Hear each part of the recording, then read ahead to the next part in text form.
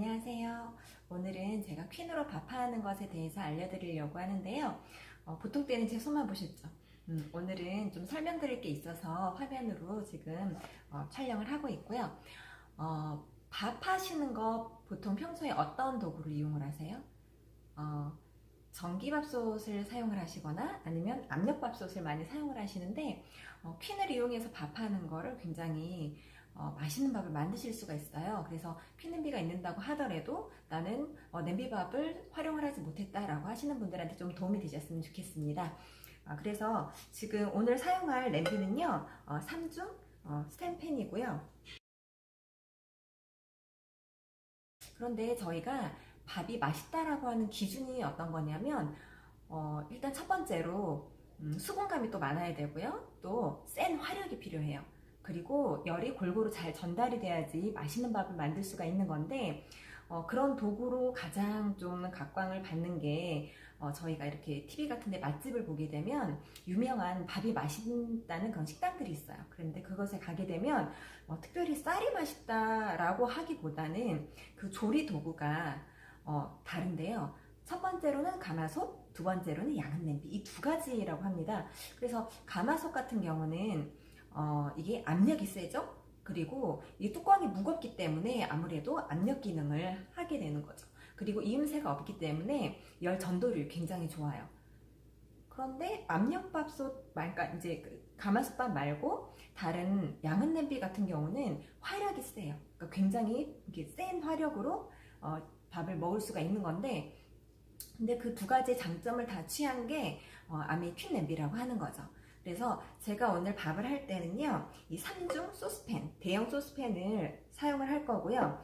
이 소스팬도 7중이 아님에도 불구하고 이게 압력 기능을 할 수가 있는 그런 팬입니다. 그래서 여기에 제가 이제 밥을 지어 보도록 할 텐데, 퀸의 특징은 일단 압력 기능이 돼요. 그리고 화력이 굉장히 셉니다. 그래서 양은 냄비의 장점과 가마솥밥의 장점을 두 가지 다 활용을 할 수가 있는 거죠. 그리고 당연히 열 전달률도 좋고요. 왜냐하면 이 3중팬 안에 알루미늄이 들어가 있죠. 그래서 빨리 열이 골고루 전달이 될 수가 있는 거고요. 그런데 원래 그 가마솥밥과 양은 냄비 둘 다 뚜껑을 열었다 닫았다 하면 당연히 밥이 맛이 없을 텐데 불구하고 계속해서 저어줘야 돼요. 왜냐하면 그게 밑에는 센 화력 때문에 타고 위는 익지 않기 때문에 3층밥이 될 수가 있어서 자꾸 열어줌에도 불구하고 저어줬음에도 밥이 맛있게 된다는 거죠. 그런데 퀸은 그것보다도 훨씬 더 맛있고 그리고 시간을 빨리 밥을 할 수 있어요. 보통은 이 인덕션에 있는 밥 메뉴 기능을 사용을 하시면 한 40분 정도가 걸려요. 그래서 이걸로 활용을 해보시다가 밥하는 시간이 너무 길다. 압력밥솥이나 전기밥솥을 하면 훨씬 더 빨리 할 수 있는데 라고 생각을 하시는데요. 그렇지가 않고 한 20분이면 밥이 완료가 돼요. 그리고 생각보다 훨씬 더 간단하게 하실 수 있습니다. 제가 지금 설명을 드릴 텐데 쌀은 한 30분 정도만 불리시면 돼요. 너무 오래되면 쌀이 바스라져요. 그래서 식감이 좀 떨어지기 때문에 만약에 그냥 쌀만 담궈 놓으신다 라고 하시면 30분 정도 이렇게 불리신 걸 활용하시는 게 가장 좋고요.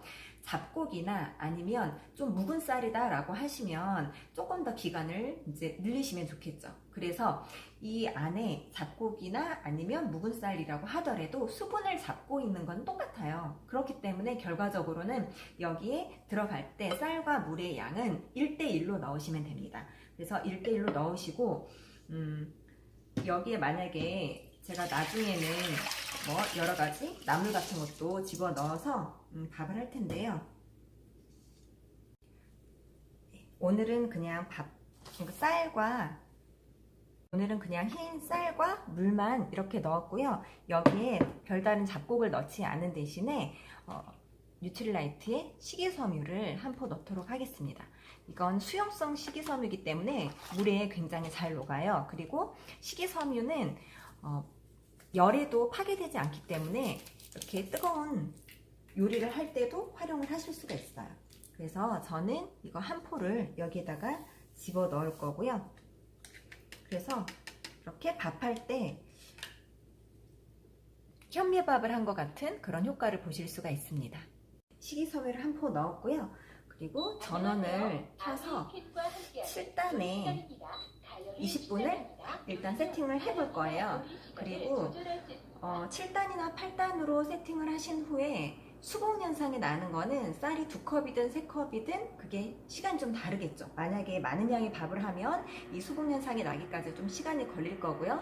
그래서 20분을 일단 기본으로 세팅한 거는 보통 저희 집 같은 경우는 3컵을 이렇게 많이 밥을 하게 되는데, 이렇게 했을 때 수봉 현상이 보통 한 6분 정도 지나면, 6분에서 7분 정도 지나면 나거든요. 그때 만약 조금 더 시간이 걸린다고 하더라도 바로 줄여주시는 게 3단이 13분으로 하시고, 불이 꺼진 후에는 1, 2분 정도 뜸을 들이시면 됩니다. 그리고 좀 전에 제가 식이섬유를 넣었는데, 이 식이섬유가 한 포가 5g이 들어있어요. 한 포당. 그래서 이거는 양을 어떻게 조절하나요? 라고 여쭤보신다고 하면 현미에 뭐 한 그릇에 뭐 식이섬유가 얼마가 있습니다 라고 정확하게 말씀드릴 수는 없는데, 보통 왜 저희가 그 즉석밥 있잖아요. 거기에서 건강기능식품, 건강기능 뭐 인증을 받았다고 하는, 그러니까 식후 혈당 조절을 할 수 있는 현미밥이 있더라고요. 그래서 그걸 보면 식이섬유가 한 그릇에 5g 정도 들어가요. 그렇기 때문에 그 정도 양이다 라고 생각하시면 될 것 같고, 아이들이 어린 집에서는 잡곡을 여러 가지 섞어서 먹는 게 오히려 장에 부담을 주기 때문에, 내가 좀 잡곡밥을 먹고 싶고 그리고 집에 좀 당뇨가 좀 걱정되시는 분이 있다라고 하시면 식이섬유 이렇게 같이 넣어서 드시는 것도 좋은 방법이겠습니다. 그리고 저희가 이제 밥을 해서 먹은 후에 보관을 하실 때도 이렇게 밥솥에다가 전기밥솥에 넣어서 보관을 하시잖아요. 전기밥솥에 그런 밥을 하는 경우는 보통은 수분이 많이 날아가죠. 보관을 하는 중간에도 계속해서 날아가는데, 저 같은 경우는 밥은 이제 퀸 냄비에 하고, 보관은 아무래도 그때그때 계속해서 데워 먹기가 곤란하다 보니 전기밥솥에다 보관을 하는데, 전기밥솥에서 밥을 하고 보관을 하는 것보다도 훨씬 더 밥의 색깔이라던가 수분도가 달라요. 그래서 저는 그냥 냄비밥을 해서 보관은 이제 압력밥솥에, 그러니까 전기밥솥에다가 하는 걸 저는 그렇게 사용을 하고 있고요. 그리고 밥을 좀 나는 누룽지가 있으면 좋겠다 라고 하시는 분들은, 가열하시는 거는 뭐 7단이나 8단 중불에다가 가열을 하시고, 뜸을 들일 때 3단에 13분이 아니고요, 4단에 15분에서 18분 정도를 가열을 하세요. 그러면 약간 갈색의 누룽지가 생기거든요. 그럼 밥을 걷어내시고 거기에 물을 조금 부어서 살짝 끓여서 드시면 식사를 하실 때마다 구수한 누룽지를 드실 수가 있습니다. 그리고 어떤 분들은 좀 이렇게 쌀이, 나는 묵은 쌀이라서 좀 냄새가 난다 라고 하실 때는 거기 이제 다시마를 한 조각 넣어서 밥을 하시면 꿉꿉한 냄새도 줄일 수가 있고요. 밥에 찰기가 돌아요. 그렇게 해서 활용을 하시고요. 밥 하실 때 또 궁금하셨던 부분들이, 쌀을 씻으시잖아요. 그러니까 보통은 쌀이 좋아야지 뭐 이렇게 나중에 배우시면 냄비밥이 맛있다고 하더라, 수분기가 굉장히 좋고 찰기가 좋다라고 하시는데, 우리나라 사람들은 잘 인식을 못한다고 하시더라고요. 쌀도 중요하지만 밥을 지을 때는 쌀과 물, 이 두 가지 딱 재료로 하기 때문에 물도 굉장히 중요해요. 쌀에 있는 왜 그 비타민 B1이라고 하는 게 수돗물에 있는 염소가 닿으면 많이 파괴가 된다고 합니다. 제가 알기로는 90% 이상이 닿자마자 파괴가 된다고 하니까 수돗물로 씻으시고 나중에 그 밥을 하는 물만 정수물을 쓰시는 게 아니라, 말라있는 쌀 상태에서 첫 물이 들어가게 되면 거기 흡수되는 게 가장 많이 흡수가 된다고 보시면 돼요. 그렇기 때문에 쌀을 두세 번 씻는 과정에 물도 반드시 정수된 깨끗한 물을 사용을 하시고요. 밥 물도 굉장히 중요하다는 거죠. 그래서 좀 소화기가 약하거나 그러신 분들은 왜 위에 좋은 게 이렇게 양배추 물이잖아요. 그래서 양배추를 삶은 그 물에다가 밥을 하신다던가 그렇게 하시면 훨씬 더 소화에 좀 도움이 되시는 그런 식사를 하실 수가 있을 것 같습니다. 그래서 좋은 쌀, 또 좋은 물, 그리고 좋은 안전한 또 조리 도구를 이용해서 밥을 하시면 너무 좋을 것 같아요. 지금 이야기를 하는 동안에 16분 정도가 지났는데요. 아마 거의 13분, 14분 정도면 이렇게 딸그락거리는 수봉 현상이 날 거예요. 수봉 현상이라고 하는 거는 저희가 이게 그 냄비에 보면 뚜껑에 스티몰이라고 증기가 나오는 부분이 없어요. 그렇다 보니까 안에 있는 수분들이 이 냄비 자체 내에서 이렇게 돌게 되거든요. 그렇기 때문에 열 순환이 굉장히 잘 되는 거고요. 그럴 때 계속해서 놔두면 물이 계속해서 밖으로 튀게 되죠. 그럴 때는 온도를 낮춰주시면 돼요. 그래서 3단에 13분 놔두시고 저희가 이게 인덕션이 정해진 시간이 끝나면 삐삐삐 소리가 나거든요.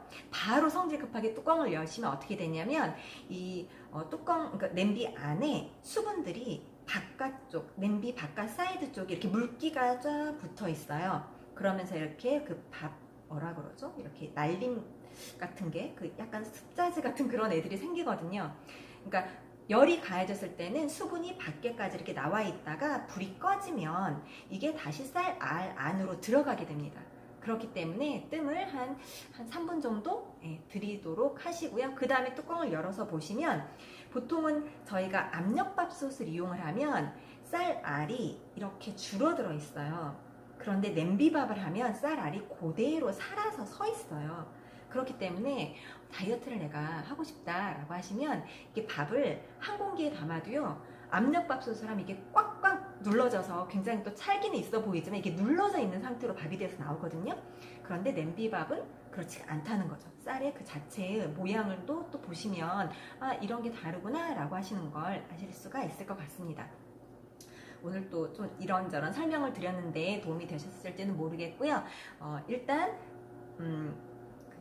뜸 들이고 나신 후에 뚜껑을 열려고 했을 때 잘 열어지지 않을 수가 있어요. 저희가 아까도 말씀드린 것처럼 이 냄비가 압력이 된다라고 했었죠. 이음새가 꽉 아기가 맞아서 뚜껑이 잘 열리지 않을 때는 굳이 힘으로 열려고 하지 마시고요. 잠깐 한 10초, 20초 정도 다시 재가열을 하시면 중불에서 가열을 하시면 금방 이게 또 안에서 공기가 데워지면서 뚜껑이 똑 하고 떨어집니다.